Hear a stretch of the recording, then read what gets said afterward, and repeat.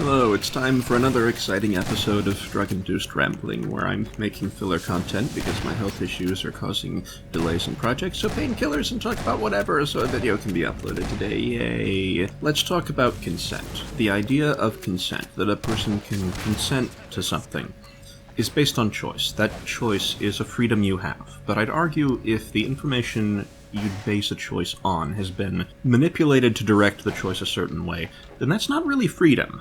You were given the freedom to follow a predetermined path. Do people have the power to consent if consent is coerced? Most people would probably agree. If I brainwashed a child into being a suicide bomber for ISIS, which that's not some unlikely scenario a child in ISIS is going to encounter, children are the preferred suicide bomber demographic for a reason, most people would agree their decision to be a suicide bomber was a coerced decision. And if I orchestrated such an event, it's my responsibility, not the child's. But when these coercions are for the supposed benefit of the target, very often the moral barrier vanishes. Someone convincing children to be suicide bombers may view himself as doing the children a favor by dedicating their souls to insert righteous cause here. And though the scope of destruction can vary, these waivers are still an issue encountered elsewhere. For instance, there's the occasional news story about some adult getting in bed with a teenager. Happens every so often, it gets its article clicks for a day, then we move on, except the people involved in the case. What are age of consent laws for? They exist to protect people that are too young to have full understanding of the ramifications of their decisions, e.g. risk of transmitted infections, from having those risks placed on them by another party making decisions for them. But there's argument over what consent age should be. Some places say it's 18, others say it's 16. I would forward the argument a generalized regulation based on age is itself going to restrict people's ability to exercise choice. A regulation that is based off generalized assessment based on age, averages, will not be nuanced enough to fairly judge nuanced situations. Hypothetical example. Brilliant straight A med student graduates high school at 15 and is attending college to become a neurologist. She's 17 and turns 18 in 2 weeks. She bangs her 21-year-old boyfriend who turned 21 a week ago. The boyfriend is, let's say, a mechanic. And also a criminal, because they live in an area where she's not legal until she's 18 and he's an adult at 21. The main reason the law declaring him a criminal exists is to protect the straight A med student, having her medical lack of knowledge and understanding about sex ed-related medical ignorance from being abused by this mechanic, even though, if anything, her relevant medical knowledge may even surpass the mechanic's. So the freedom of choice of both these individuals has been restricted, and done so under the precedent of protecting the straight A med student's medical and public health incompetence. Because we have a generalized standard, because standards based on average assessment profiling have a risk of lacking precision and nuance. And suppose the mechanic, while good at fixing cars, has never had any formal sex education at all. Suppose, and I know some will view this as the insane, drug-induced rambling of a lunatic, but suppose women can enjoy sex, and many of these encounters are initiated by the med student. Isn't there a better case that the med student may have more power of consent than the mechanic if he has an inferior understanding of the related health risks and benefits?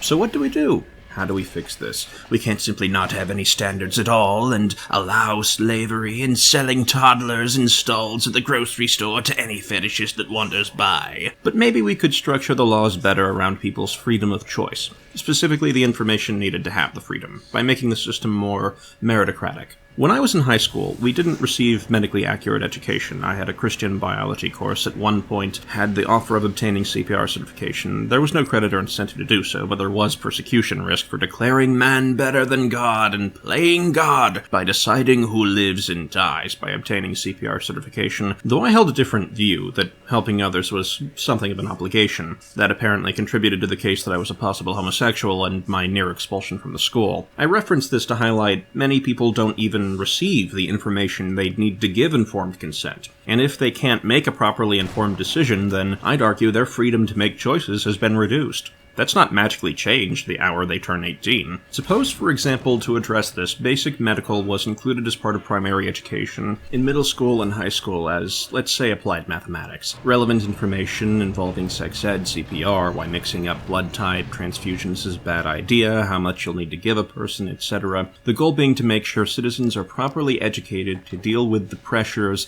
of keeping a fellow citizen alive long enough for help to arrive, that sort of thing. Given some better funding and education reform, we could, instead, structure the age of consent law around the completion of relevant medical courses. So instead of consent based on age, it's based on the person has completed their sex ed classes and can make informed decisions. And if they finish at 16, then it's 16, and if they finish at 18, then it's 18 for that individual person. We already use different identification cards, so it's not a stretch to have some IDs be slightly different based on a citizen's completion of the citizenship responsibilities part of their education. Which I think if we're going to have such a system, that it should be part of primary public education.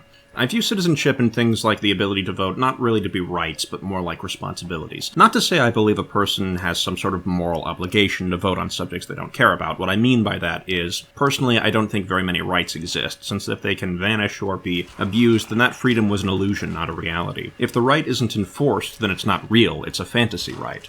If we're going to live in a system where the average citizen is charged with the responsibility of maintaining the government and keeping the society running and protecting certain protections or privileges or Bill of Rights or Constitution or whatever label or object you refer to, be it by voting or taxes or whatever, then one of the primary functions of that government should be making sure all citizens, as a part of the government, have the tools to carry out their duties to the nation. So if we're going to have rules about who can bang who, I think the rule should be based on a person's ability to make that decision, not on an arbitrary age generalization chosen for the sake of profiling simplicity. I would of course also say consent laws are more in-depth and nuanced than this one category. For example, we don't allow prison guards to bang prisoners because there's risk of power abuse to coerce the decision. But I do think defaulting to generalized rules has, in some cases, an unreasonable imprecision risk. So I would say it's a more reasonable law to base at least consent age laws meritocratically around a person's ability to consent, namely their completion of sex education, and accordingly, because the average citizen partakes in maintaining the function of these laws, said education should be part of primary education. If you haven't completed certain parts of your citizenship responsibility education, then you get a slightly different ID,